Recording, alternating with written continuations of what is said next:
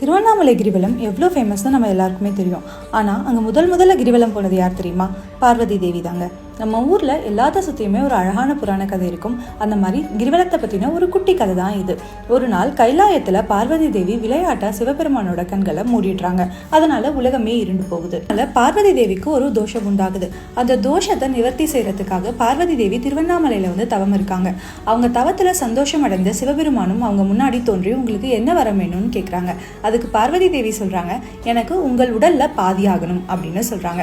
அதுக்கு சிவபெருமான் சொல்றாரு, நீ இந்த மலையை சுத்தி வந்தீங்கன்னா உங்க ஆசை நிறைவேறும் அப்படின்னு.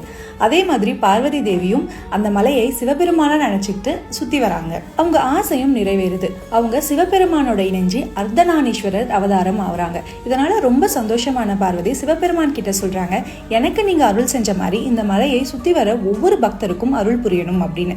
அதுக்கு சிவபெருமானும் சம்மதிக்கிறார். இப்படிதான் கிரிவலம் தோன்றுச்சாம். ஆனா பெரிய பெரிய முனிவர்கள் மட்டும்தான் கிரிவலம் போயிருக்காங்க. இது மக்கள் கிட்ட எப்படி போய் சேர்ந்தது அப்படிங்கிறதுக்கு தனியா வேற ஒரு குட்டி கதை இருக்கு. அதை நெக்ஸ்ட் எபிசோட்ல பார்க்கலாம். இந்த கதை உங்களுக்கு முன்னாடியே தெரியுமா? இது உங்களுக்கு பிடிச்சிருக்கா அப்படின்னு மறக்காம கமெண்ட்ஸ்ல சொல்லுங்க. தேங்க்ஸ் ஃபார் வாட்சிங் மை ரீல்ஸ். Bye bye.